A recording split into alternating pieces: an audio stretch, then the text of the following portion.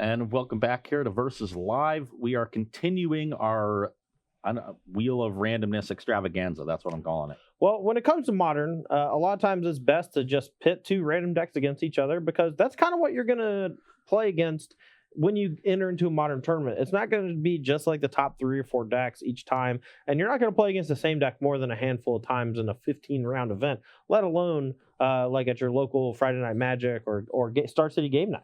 And I think, it kind of gives a better overall experience, playing deck A versus deck B as opposed to, playing humans versus Death Shadow because one interacts and one is more linear. Yeah, no, I completely agree. I often, when I'm testing for a standard event, there's maybe 5 matchups that I really care about. Yeah. And then when I'm playing Modern, I just want to play against a really wide spread and make sure that I understand my deck at a fundamental enough level that I can react on the fly to unexpected things. So we're going to do some unexpected things, get some decks. We got 4 left after the first match. We've assigned them all a color based on the indicator they're next to. We're going to be using these as our indicators, and we'll spin to the outside of the wheel to determine which deck we're going to get. That was a horrible spin. Yeah, that don't count. Come on, man. Rip it. All right. That is yellow. You get 3. All right, so we're going to reroll yellow for mine. That was weak. Not bad. Reroll yellow, thank God. Anyway, so. All right.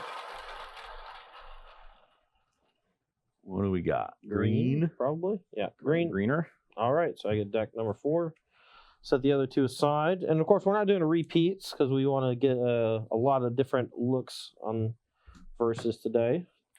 Ooh, this is a deck that I've been wanting to try out a new iteration of. So this is me. All right. Got me? Got you. Good. All right. Let's do it. I will be on the play after losing match 1. We're going to shuffle up a bit. Got any questions over there while we do, Dan? Let's see. Nope. No. Investors 12 Skies. Will Kess make an impact on the Grixis control archetype? If not, what would make that archetype viable? This is in Legacy, I assume? No, Kess got reprinted in Modern Horizons. Oh, yeah, it did. Yeah. Dissident Mage. So Kess lets you basically Snapcaster Mage every turn. I think 4 mana is kind of just a little too much in Modern for that type of effect. Like, it doesn't have an immediate effect unless you have at least 1 extra mana to cast the spell. I think in Legacy, when you have tools like Force of Will to extend games quite a bit, something like Kess that dodges Lightning Bolt, I think it's a 1/4, right? A 3/4. Or 3/4. It dodges Lightning Bolt, which is a pretty big deal right now. Dodges Abrupt Decay, which is a huge deal right now. And with people playing stuff like Wrenn and 6, like, you're going to hit basically all your land drops throughout the entirety of the game. And I think and because of that, Kess is a great card in Legacy, but in Modern, I think there's just too many linear fast decks, and a control deck doesn't really want a finisher like Kess. I think they'd much rather have something like Jason Mind Sculptor that gives you immediate value, can impact the battlefield, and also just runs away with the game if left unchecked. And it does it all for no extra mana than the 4 investment. Yeah. I very much agree. It's just a tough card to tap out for in Modern, so I'm not very high on it. As far as Grixis in general, I kind of think mixing blue and black ends up being awkward because one of black's best elements of disruption in Modern is the discard spells. Yeah. And they don't fit very well in with what the control decks are doing. So you've generally seen the black mid-range decks be a little bit more proactive versus blue mid-range decks that are more reactive, and they don't really overlap. Mm-hmm. It's usually Abzan, John de Golgari, or like a Grixis Shadow, I guess, is the one where they did sort of overlap, but that's kind of an exception. Yeah, no, I definitely agree. Like, I think if you're going to play a Grixis deck and you want discard and counter spells, it has to be a tempo-based deck featuring Death Shadow, because Stubborn Denial in a lot of spots just becomes 1 mana negate, and that's huge against a lot of decks in the format. But you can't really afford to play like Mana Leak in that deck, right? It just costs a little too much mana. Or even something like Spell Snare or Force of Negation. You're just playing blue to enable Garmeg Angler as another cheap threat. Yeah. I think one of the reasons why you also play green is because it gives you that really cheap clock because of Tarmogoyf and things like that. So, how's your opener? It's solid. I'm just not sure exactly what we want to do with it. All right. Um, My hand's keepable. We're in the dark. I don't know what you're playing. You don't know what I'm playing. So this hand is certainly fine in that regard. I think we want to lead on this one. So let's fetch for a Blood Crypt and play Stitcher crap. Supplier. Bum, bum, bum. Dun, dun, dun. I'm at 17. Okay. I'm going to let you mill 3, and then I'm going to do a thing. You're going to let me finish? Yeah. Okay. Come on, Hogax and Vengevines. Please don't. Please don't. Dear God, no. All red cards, classic. Worst possible for you. Best possible for me. Thoughts you. I'm at 18. You're at 16. 16 now. 16, yeah, sorry. I'm at 17. So Bloodghast or Thinking. so Bloodghast or So, I don't have a creature on the battlefield, so the Lightning Axe is not as good. so Bloodghast. Stop. I kind of just want to take Satyr Wayfinder because it just sees a ton of cards and can potentially give him the 3rd mana pretty easily for Faithless Looting Flashback. Yeah, So I don't love it, but I think that's probably best in this scenario. Now he might like Lightning Axe's own Stitcher Supplier to get more stuff in the graveyard, discarding the Bloodghast and then playing the land. But looks like he just drew a good one. Okay. Classic Thoughtseize bug. Okay. All right. Okay. That's fine. This also gives an extra land for Bloodghast. So if I do play a creature next turn, So I'm gonna go to 14. yeah, and he's just gonna hit Hogak and then cast it, and I'm gonna throw up. That's what's gonna happen. Don't worry. Game 1 against Hogak is almost impossible. No matter, I mean, depending on what you're playing. If you're playing against a fair deck, I know very few fair decks that can actually beat a Game 1 against Hogak. The Lightning Axes against the creatures are just insane. The fact that like Satyr Wayfinder and Stitcher Supplier just help you find Hogak immediately and cast it on turn 2 is just stupid. What you got? Miss? You got a land. think I just want the fetch in case I draw 15. Carrion Feeder. So like my entire hand is basically brick walled by his Lightning Axe. I probably should have just taken that. Because I can't play Scavenging Ooze here. I can't play Tarmogoyf here. It just gives him more enabling. I'm just gonna play this tap. I'm just gonna Fatal Push this. Go. I don't want to really target the Supplier, but Good. so now It's playing Unite, sack it, discarding Bloodghast. Yep. Draw a card. Play this, return 2 Bloodghasts. Yep. Play Hogak. okay, you win. I'm gonna remove a bunch of creatures here just in case Todd gets a Scavenging Ooze down. Well, that's a Lightning Axe. But we could remove all of our creatures. Where are you going? Yeah, like I said, decks like Jund are just not equipped to beat an early Hogak, let alone all the recursive creatures. And that again puts an insane amount of pressure on people's sideboards. I think even if you don't see a whole lot of graveyard hate this weekend, there's a very good chance next week we see the same level of graveyard hate that you saw, during the 2 weeks that Hogak was legal in Modern. Yeah. They're full-fledged Hogak with Bridge from Below and everything. So Todd have turn 1 Thoughtseize, turn 2 Fatal Push there, and untapped on turn 3, facing down 13 power. Yeah, just insane. And I don't even think your draw was particularly degenerate. Yeah. It was just good. And I had a Lightning Axe back for a creature. Yeah. In addition to the 13 power. Like, even if I had taken Lightning Axe and just play like a Tarmogoyf for Scavenging Ooze on turn 2, you still would have had a Hogak, right? Like, Yeah. Didn't matter. Except you. Question time. Yeah, what's up? From NASCAR Father. Is Death's Shadow still viable at high level? Not right now. I do think it could be, but it's not right now. Yeah. It's generally bad when Humans is very good, and right now Humans is very good. So, And I think Humans is just generally good. I'm not. It should never really go away. I'm gonna keep this one.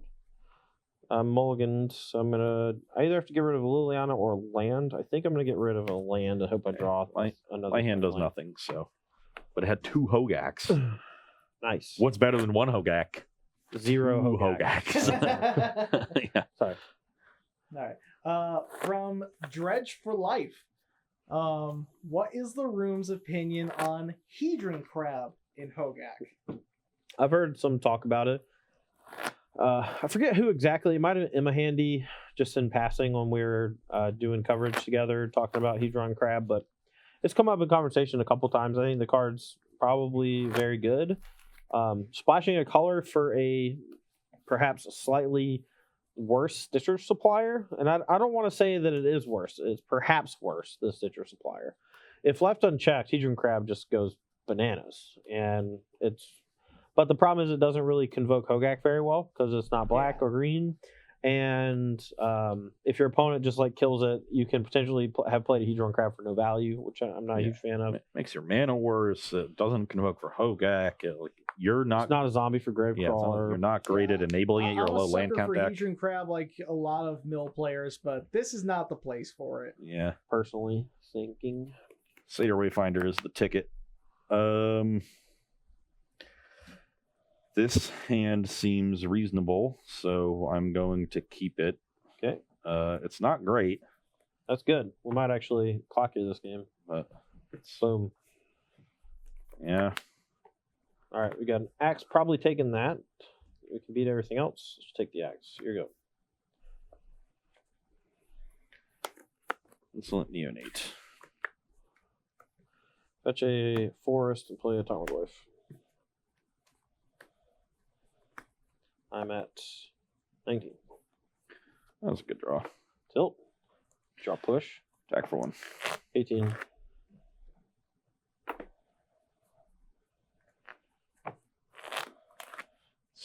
Pitch Bloodghast. Okay.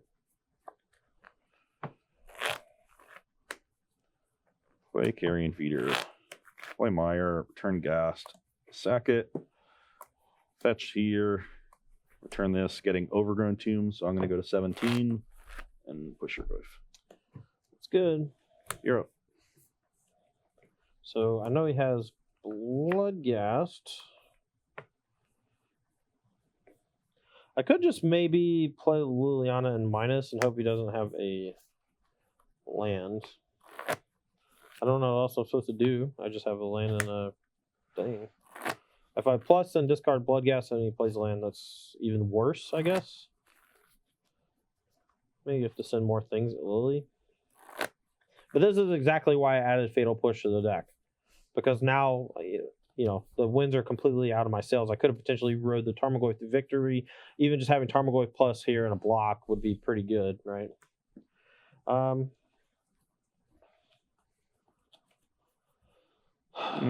Let's plus. Even with the Tarmogoyf, you're rough to a land out of my hand. Yep. Which I have. Fine. So let's... Yeah, sack this. Well, they don't have haste. Why don't you just attack and kill Lily and then sack and then get both back? There's no way you can hit me. There's no reason to do what you're doing. You can literally just do it during your end step.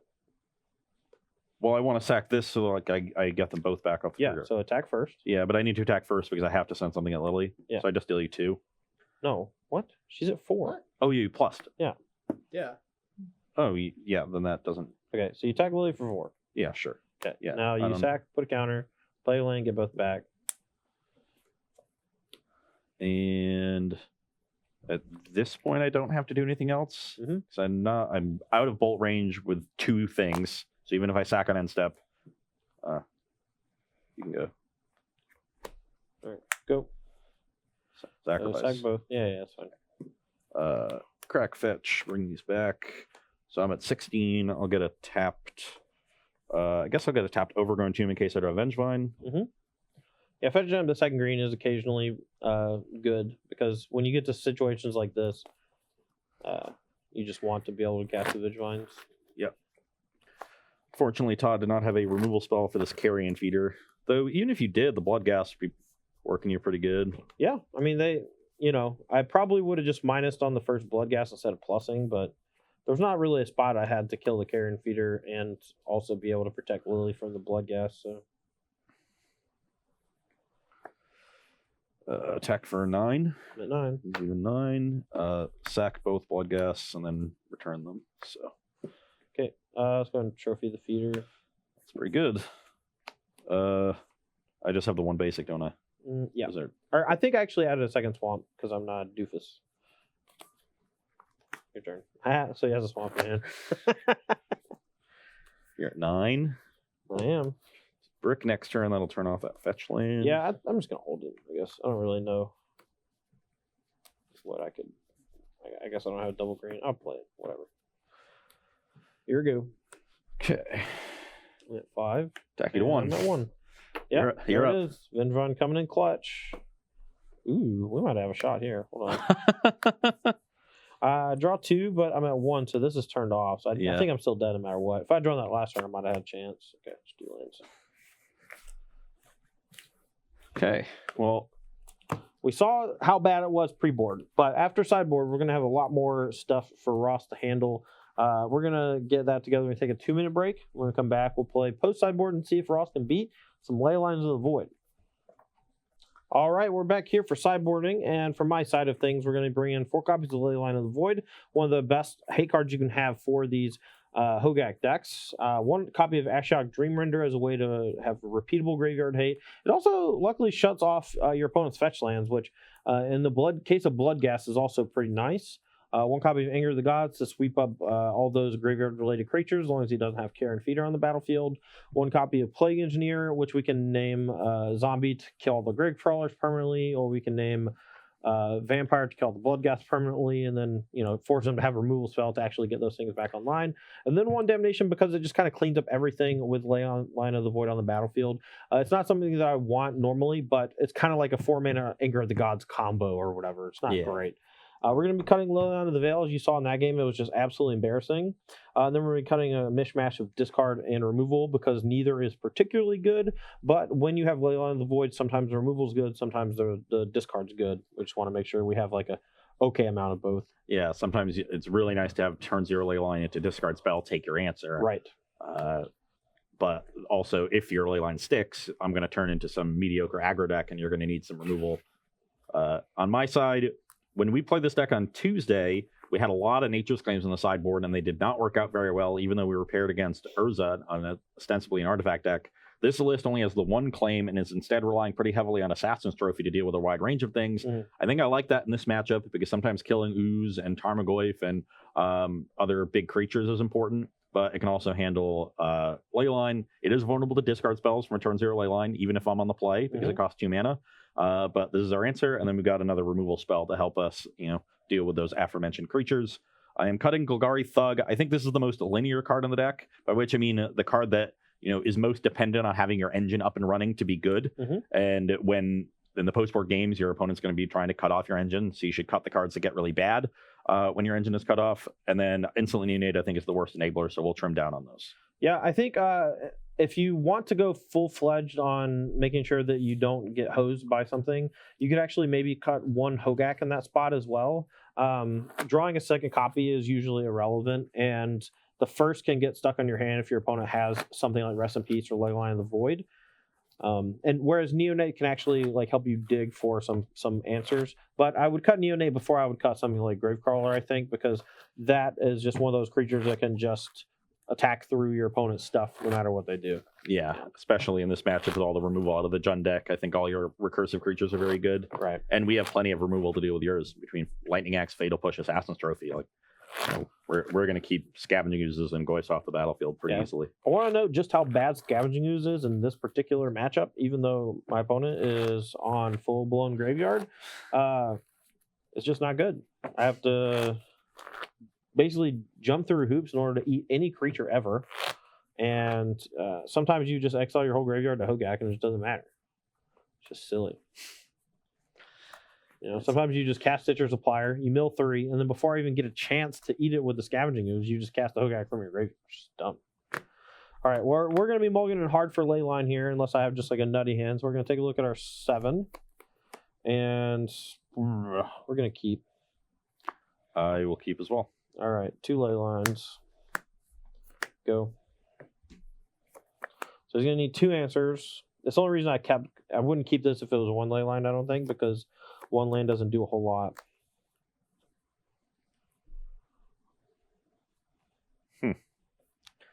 I'm at 18. Yep. Time for the beatdown. You can go. We are not going to fetch here because we don't know exactly what colors we need, and we don't really want to do anything just yet. Ooh, perfect. All right, we are going to get just basic force to protect our life total. Play Tarmogoyf. So you're at 19. Yep. And now this is the type of game that Ross can actually win playing fair. Because he has 3 copies of Fatal Push and 3 Lightning Axes in his deck, so he can just take care of this Tarmogoyf, and then I'm basically just left with a bunch of removal in hand. I'll go to 16, play Carrion Feeder, push your Goyf. Yeah. Attack for 1. Yeah, that's tough. All right, so I'm at 18. 18 to 16. You're up. Draw. Let's go to 16. Yep. Play another Tarmogoyf. Your turn. Why you do this to me, Todd? What? What do you have? 16? 16 Yes, all I have. 16 all. Okay. So Goyf is a 2/3. Yeah. Since your graveyard is exile.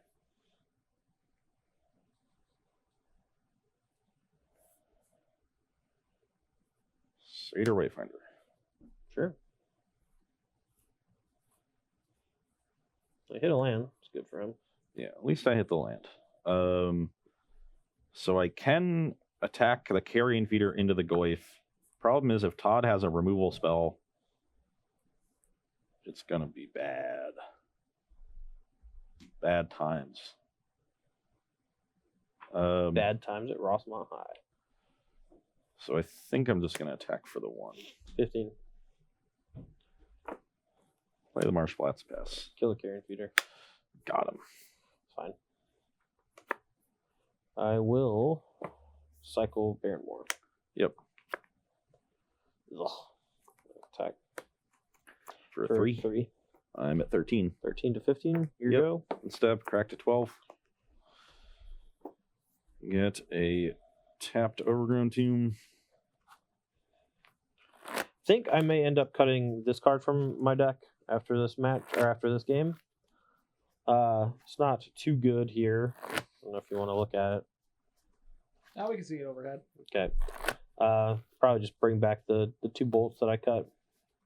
The bolt would actually be fine here, but this card just seems horrible. Just absolutely terrible. Crack fetch to 11. Yep. Get a swamp, play Vengevine. Okay.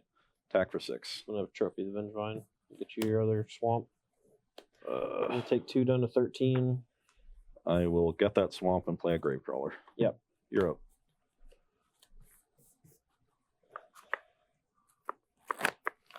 Yikes. Guess that's one reason not to fetch Forest here, huh? I'm just gonna play some defense against the Gravecrawler and the Satyr Wayfinder. Say go. So you're at 13, I'm at 11. Yep.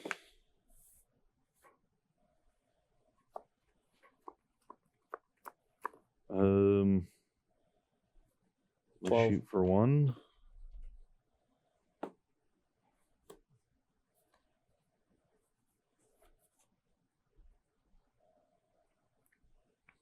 Do I sacrifice this? I don't think this is attacking 11 more times. No, have- but it might punch through some damage. I mean, I don't know what you're digging for to like just remove stuff for the Goyf, maybe.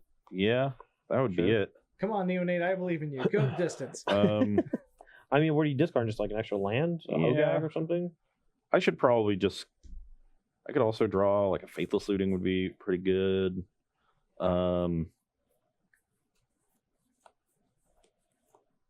It's not really. So you're at 12. Yep. I'm at 11. Yep. Yeah, I'm gonna sacrifice it. Okay. Discard a Black Leafless. Okay. Play a Satyr Wayfinder. Yep.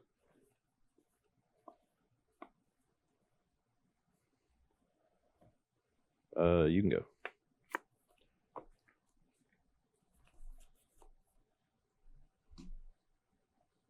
Go. On your end step, Lightning Axe or Glyph. Discard a Hogak. Okay, 1 card in hand. 1 card.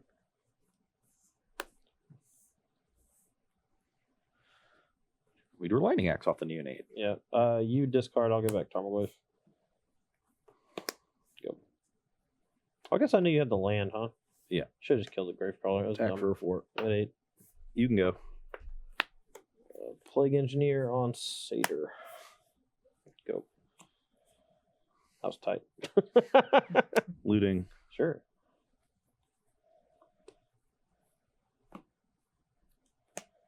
Attack Block. for 2. You're up. I don't think that's too many more Satyrs are coming out. Let's play another Tarmogoyf and say go. Carrion Feeder. Sure. You're up. Cycle Baronmore. Let's go to 6. Yep.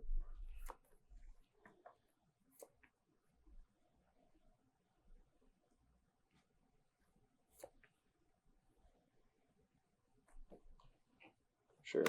Anger of the Gods. Whatever. Attack for 4. Put you to 7. You have sorcery in there, right? Yep. Oh yeah, so it's, yeah, so it is for 4. Yeah. Go. 7 to 6. I'm pretty dead here. Let's draw would be Vengevine. nice. Okay, Bloodghast attack you for 2. Yep, I'm at 4. You can go. That was a good draw. Was it Lightning Bolt? No. Shoot that. That's pretty good. Go. Just gonna play around the Vengevine.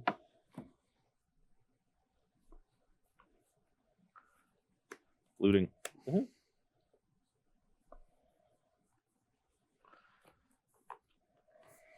Grave Crawler. Okay. You're up.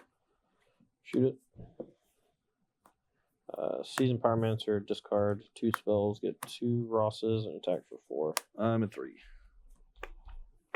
I'm dead. Double ley line is hard to beat. I don't have a high volume of answers, so the second ley line is really tough. Right. At that point, you just have to start killing their creatures and hope to attack through. Completely agree. I'm going to be cutting those 2 Assassin's Trophies out of my deck for the 2 Bolts. When I drew the trophy, it just felt like so much worse than Bolt would have been in that spot. I think one card I kind of want to keep, though, is the Decay, because I can kill a big Carrion Feeder. Trophy can kill Hogak. Yeah, but I'm basically just mulling to Leyline. I hope you don't play Hogak. Killing Hogak doesn't do a whole lot if I don't have Trophy or Leyline on the battlefield. Yeah. It's just going to get recast again immediately.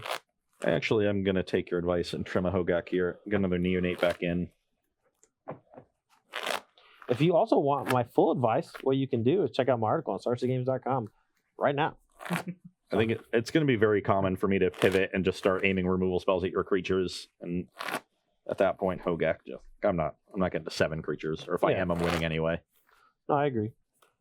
Hogak is pretty worthless if your opponent has Rest in Peace or Leyline. So, a couple things. Yep. I say go the distance, and I am so proud of chat right now because they were singing Cake. I couldn't be more proud of you guys. That's You guys awesome. are amazing. The other thing, and I wanted to bring this up because I totally forgot this deck was a thing. From Make It Jazzy, they Make It Jazzy was wondering why Spirits hasn't seen kind of the same resurgence that humans have post the KCI ban. Spirits, I think, is actually got worse during because of the KCI ban. Because Spirits was good against KCI. Agreed. Spirits really got destroyed when Is It Phoenix became big, and and that was another thing. After the Ironworks ban, Is It Phoenix became the dominant deck in Modern, and the Spirits matchup is very, very good for Phoenix. They're like a humans deck with a slightly higher curve, so like your gut shots on their mana creatures were huge. Yeah. And you had easy answers to Spell Queller, and Thing in the Ice was difficult to answer. All the same issues that humans had, but look, they usually had to sideboard their Thalias instead of main decking 4 copies, and their curve was higher. So I think that was a problem. Now, I think at this point the deck is just worse than humans. I think. No, I completely agree. I always thought Spirits was a worse version of humans, and it was just slightly better against KCI and some of those more ridiculous combo decks.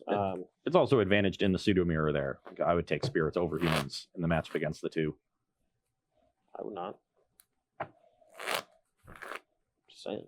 I don't know. Dude, I get to play 4 Reflector Man. It depends on what build, because some builds of Spirits played like a bunch of images and Reflector Mages, and then they just became like a humans deck that just happened to have some lords that flew as opposed to, ground creatures. And those lords that fly are really good. They help you control the right. the But tempo of the there matchup. were some versions of Spirits that did not do that, and they were just like kind of mopey. But Reflector Mage was always really good in the deck. I am keeping my 7. It's a bit of a risk, but I'm on 5. I'm gonna keep.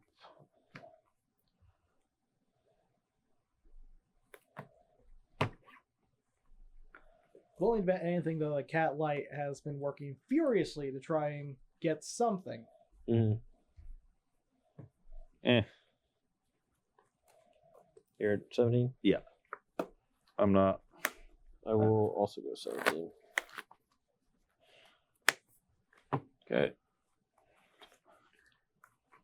I will take Carrion Feeder.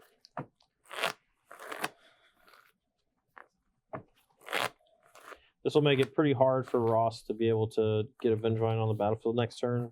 Give me a chance to potentially disrupt them. Yep, this is going to be another slow game.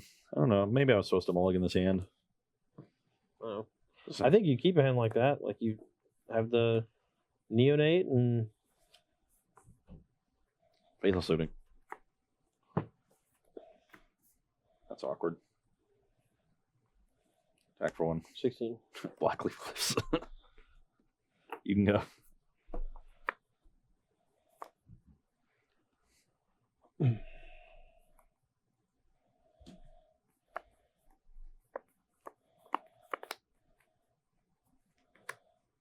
Go.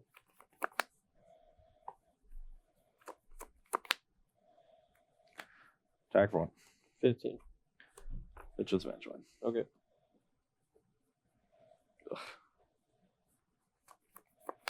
You're up. I should hold this 14. land. If I were looting into Bloodghast, I'd rather have it. Okay. Very reactive hand at this point for me. Needed to draw some more creatures. But hopefully we'll just draw like Stitcher Supplier, hit Gravecrawler. Everything will be hunky-dory.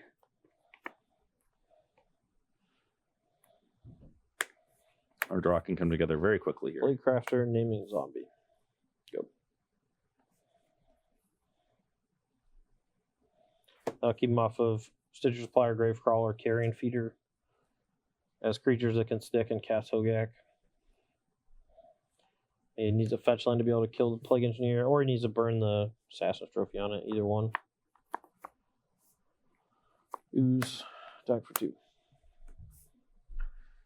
15 alt. Here you go. Push the use. I'll eat Vengevine, Yep. gain 1. You're at 16. Your turn.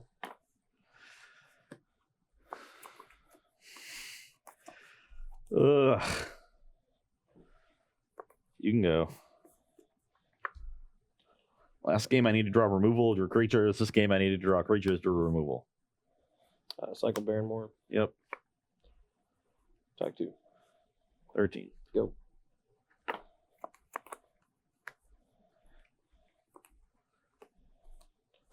You can go. Fetch 1. You're at 15. Come on, creature. Okay. You're good. Attack. 11. Go. Okay, that's a good one. That's a good one. Faithless Looting. Yep.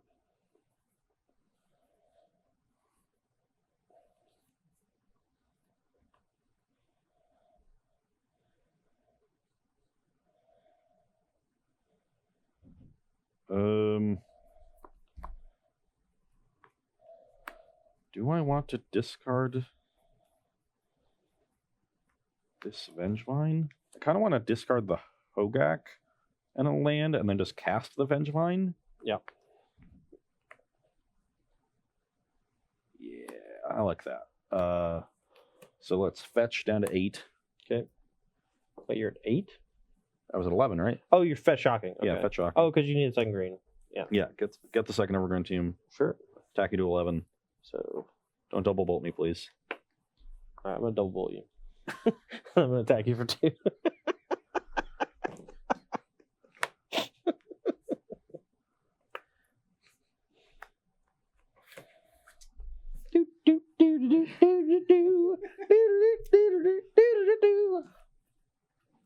We're 2-2. We got a decider here. We got a decider here for game 5. Post sideboard things looking a little better, but I didn't draw a sideboard card that game. Yeah, I kept a hand that was kind of weak to a discard spell, too. All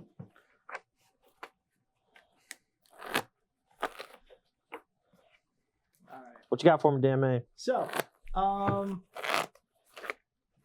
had it, then I lost it. Oh no. No, it's fine.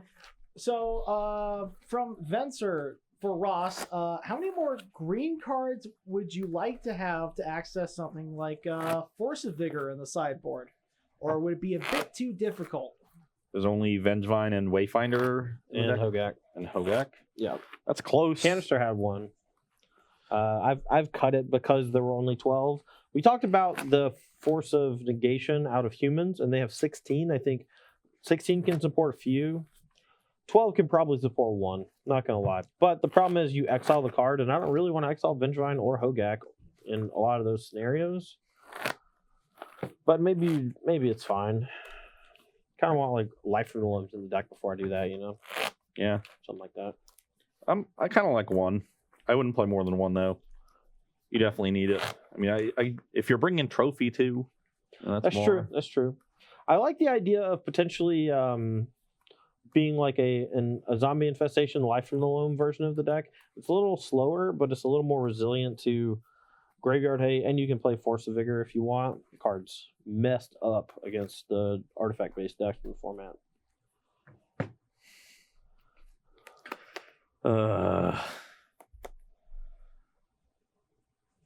Do I keep a mediocre?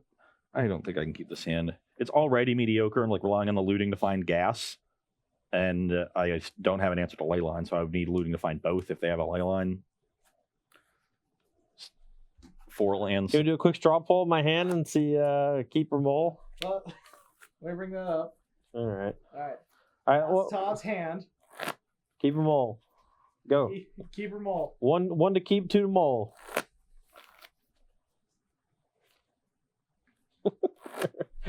While they're working on that, Horadric was wondering why are you running Baron Moors? So it works well with Wrenn and 6. Any land that cycles you can get back, and then you can turn the gaining a land ability of Wrenn and 6 into a functionally 1 black cycle draw card.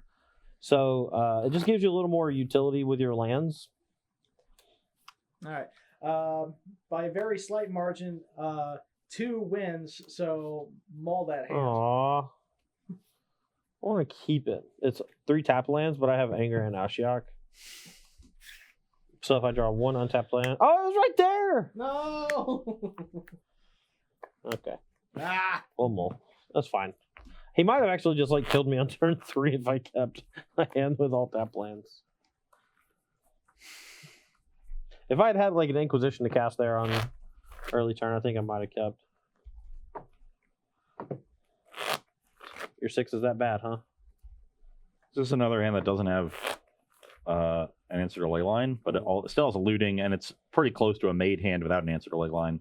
Sure. So I think this is a keep. Okay. Thinking of my 6. Any more questions while I'm doing my mulligan? Okay.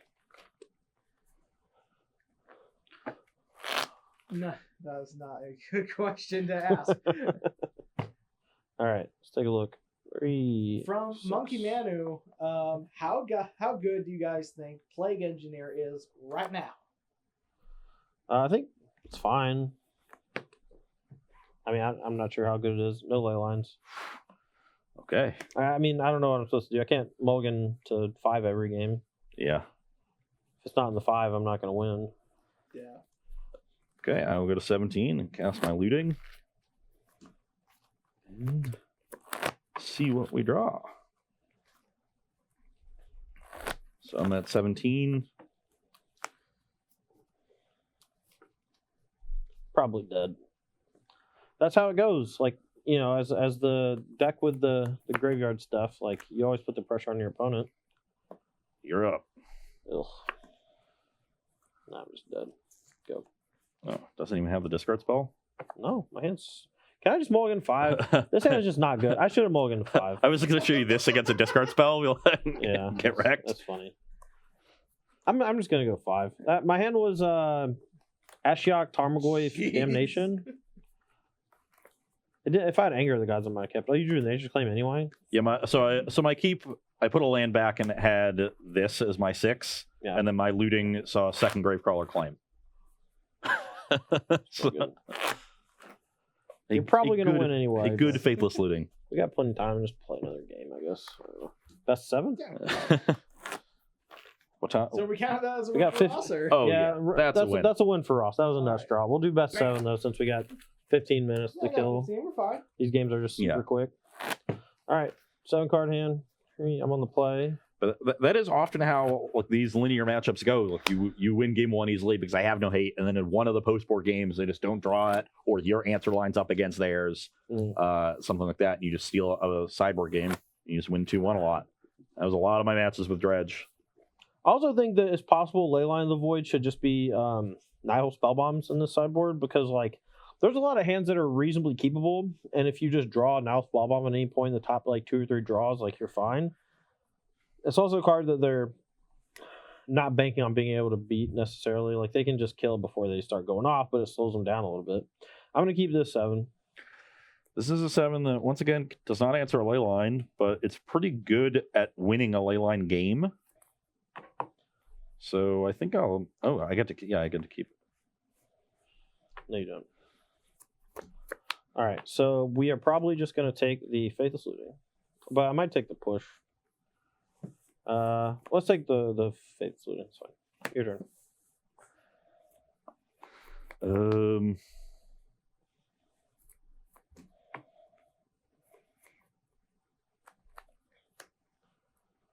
Pass.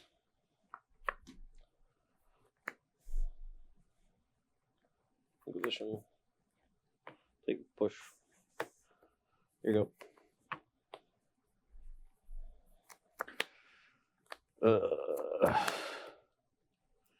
19. Yeah, get you to 19.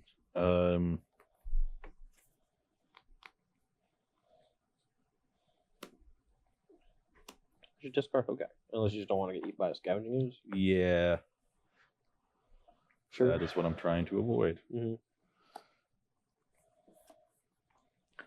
Awkward.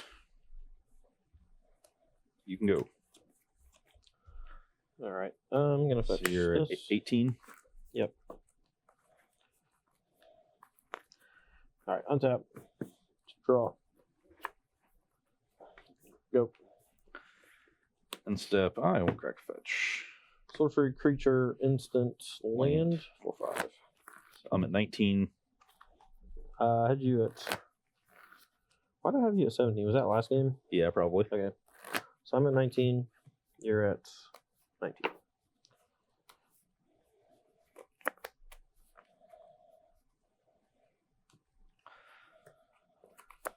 You're at 18, right? You took one from Neonate, one from Fetch. 18, 19.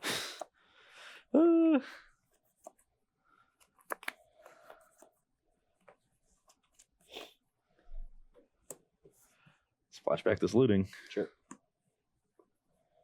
Come on, Ashiok. Ashiok.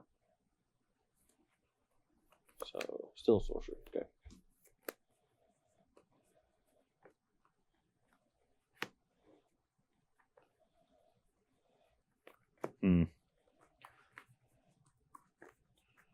I'm gonna go 17. I guess I will play it safe against the Scavenging Ooze. Discard land Vengevine. Yep. Pass the turn. All right, I'm at 17. Yep.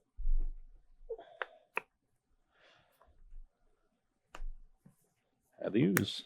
Attack. I go to 15. Guess I just wait for the trigger of Vengevine before I eat it. Yeah.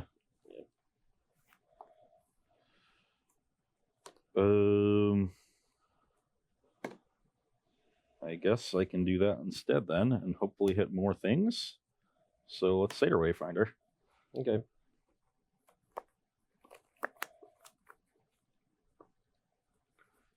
I'll take this Marsh Flats. 2 more Vengevines? Is that good? Do I want that?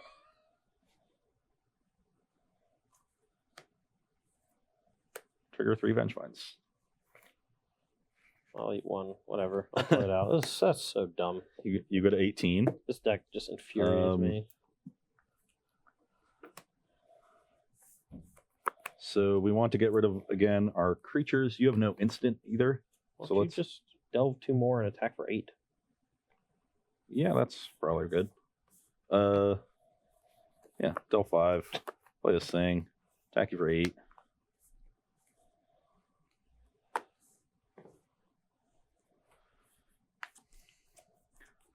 Block 1. Take 4. Okay, you're at 14. You can go. Now you have creature sorcery land, so Tarmogoyf's smaller.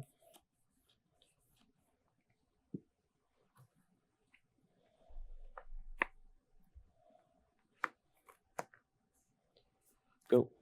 Another Tarmogoyf.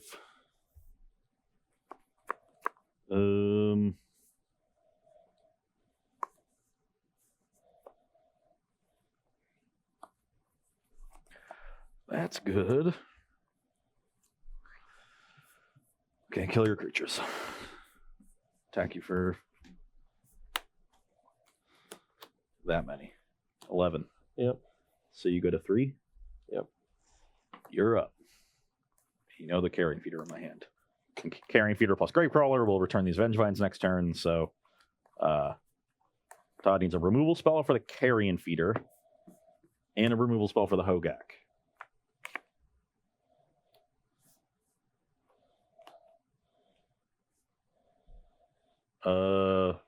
With the Ashiok on the stack, I will crack this fetch. Still dead is a Hogak, dude. Yeah. Well, I don't know if you had some. I have Crazy. 1 card in hand, and 1 untapped mana.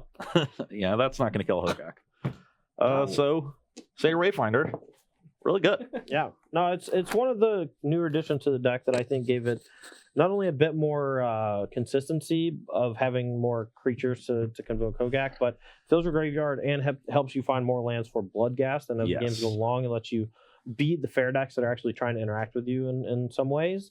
It's a little slow, but in the games where you actually have the time to utilize it, it's going to do some good work. And matchups where your opponent's always going to be interacting with you, like John or Zorius or any sort of deck with Lightning Bolt or Fatal Push or whatever. Those are the matches where you definitely want Satyr Wayfinder. It's when your opponents are being linear and the blocking doesn't matter or the attacking doesn't matter that you want to try to get it. That's like one of the cards you want to side out, I think. But I don't think it's that slow. You're not gonna. You can still do really good things on turn 2 with it. Stitcher Supplier into it, or just a black creature into it will Hogak frequently. Yeah, Stitcher Supplier into Satyr Wayfinder lets you, those 2 cards alone lets you cast Hogak off of the either. But getting the extra lands, not only for Bloodghast, but also just have a few more resources for Faithless Looting and Insolent Neonate, I think is really good. The extra lands for Bloodghast are super important because this deck is pretty low on lands. It's usually 18 or 19. And Drea, which is a similar number, but they have Life from the Loam to keep rebuying them. And so in the matchups where they deal with some of your heavy hitters, you really want to use your recursive threats to push through the last damage. So having lands to make your Bloodghast into an actual recursive threat into instead of a Mopey 2/1 is important. So I want to point out a couple things from that last game. Assassin's Trophy, being a removal spell for Tarmogoyf, sealed it up. Made it so I couldn't possibly win. Nature's Claim would have been a lot worse in that spot, no matter what. We saw multiple instances where Trophy plus Fatal Push plus Lightning Axe, clearing out one of those cheap creatures, allowed your kind of neutered 2/1s and mishmash of stuff do actual damage to me because you're able to check my threats. And I think that's exactly the strength of the build that I've put together for it. So Yeah, no, I completely agree. I think Trophy is great in this deck. I think you need to be able to function as a mediocre aggro deck. That's your backup plan, and having your sideboard card function no matter which role you're taking. Mm. You can take the answer your hate and then play my graveyard game role, or you can take the answer your threats and beat you by hard casting 2/1s if you've drawn too much graveyard hate and turn those cards into effective dead cards. Yep. So your sideboard card should be able to play both roles. Yep. And we've got our one claim just as a reasonable like 1 mana out to things, especially in matchups where you need to be fast. Yeah, I mean, four trophies is a lot. Yeah. 3 is borderline pushing it for me, but I felt like in the dark against a lot of decks, like some random decks you're not going to expect are just going to have Leyline of the Void. Like, if some decks could play Grafdigger's Cage, like a Kolo's deck that plays Ancient Stirrings, you're like, oh, they're going to play Tauron's Crypt and Grafdigger's. No, they're just going to Leyline you. Yeah. And then you have Trophy to answer it, and then that's and they're like a Chalice of the Void deck, right? So like you need some answer to it, and I think that Assassin Trophy just being a catch-all, being able to come in against any deck, and also just breaking up random synergies that your opponent might have, like taking care of their Urza so they don't infinite combo you, taking care of Tron Land, perfect.